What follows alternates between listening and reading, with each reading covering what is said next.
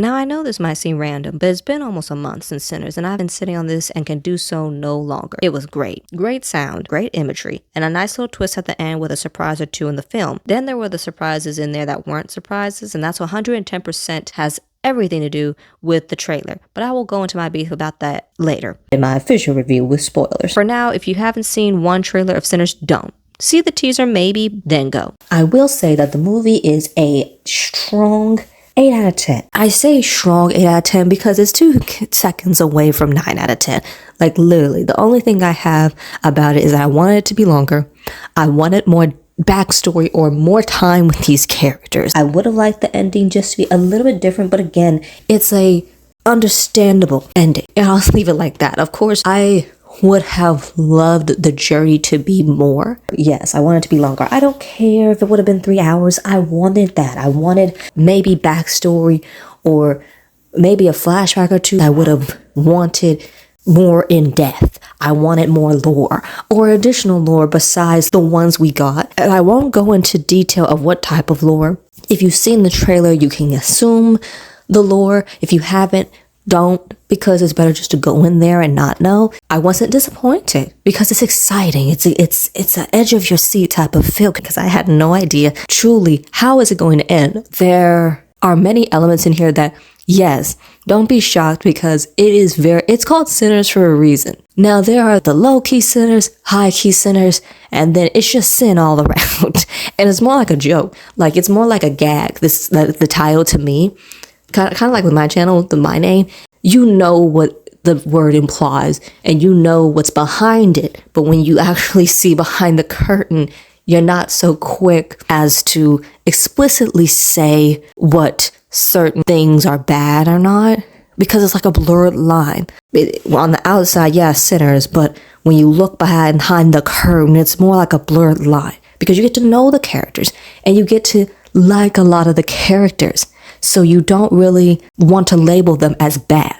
They're more like, dare I say, now this is my opinion, if you go to this theater or you go and you buy this movie, see this movie, you might not see them as lukewarm like I do. Like I didn't see them as bad. They were more of survivors, you know? They were more, people might not agree with that perspective, but they were survivors. And to me, they weren't bad.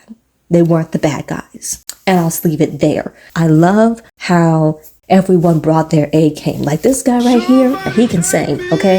And I liked how everyone was invested in these characters. Everyone brought their A game with these characters. And fortunately, it's not like a scary movie. And I'm not the type to like horror movies. I do not watch them. But this was Ryan Coogler written and directed. And it wasn't gory. It wasn't, oh my goodness, it's I can't watch. Like there's no body horror. There's no real like grotesqueness.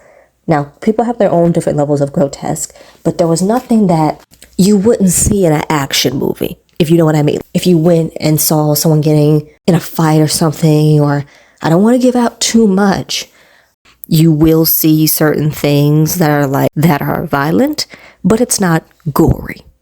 Okay? It's not gory. There's no, I think there was like one scene where it was like borderline, like excessive, crazy, but it's not gory. It's not like, oh my goodness, I need to cover my eyes type of thing. So I encourage everyone to go see it. If you can't go to the theater because you don't feel comfortable, please buy it, rent it as soon as you can.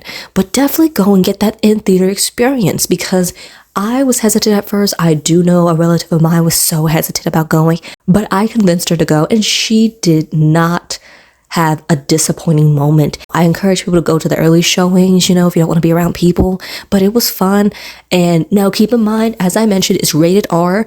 There are mature themes. There's even a theme or two where you're like, wow, but you know, it's not graphic, but it does get a little, like one moment. I'm not going to say what moment. You'll know what it is. Again, it's not showing, flashing at you type of thing. It's Ryan Coogler. It's sophisticated enough.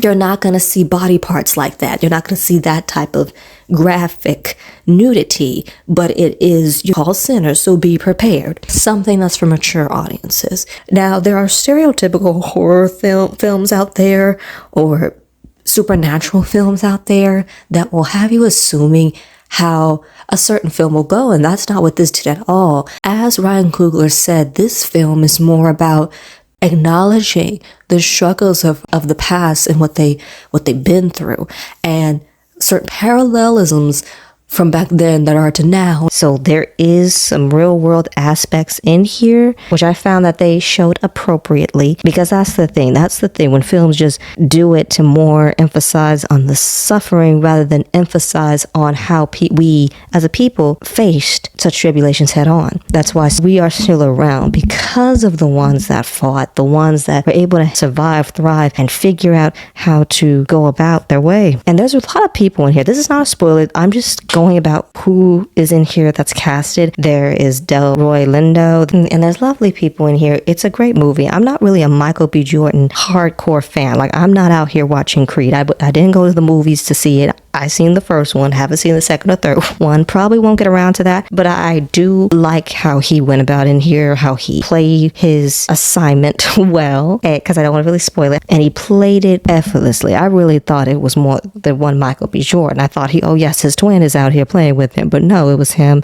But it is a story about love. As Delroy Lindo, that plays in the movie, says, it's more of a story about love. And you'll know when you see that. It's how love shows in different forms between different people. And such things can have consequences if that love is abused, if those that you love are not listened to, are misunderstood. And it also shows how sometimes you have to listen to wisdom. And if you don't, there will be consequences.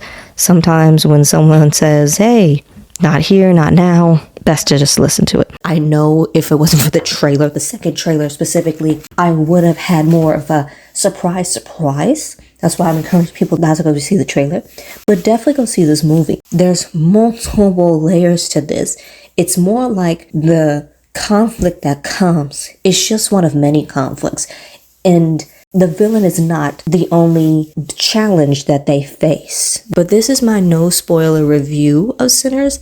If you are not interested in seeing the movie, or you have seen the film and you just want to know my opinion on it, feel free to go to my other video, the Sinners spoilers video. That should be up by now, or it will be posted soon. I really like this movie, and I encourage others to go see it. All right, and that's all for today. Stay tuned.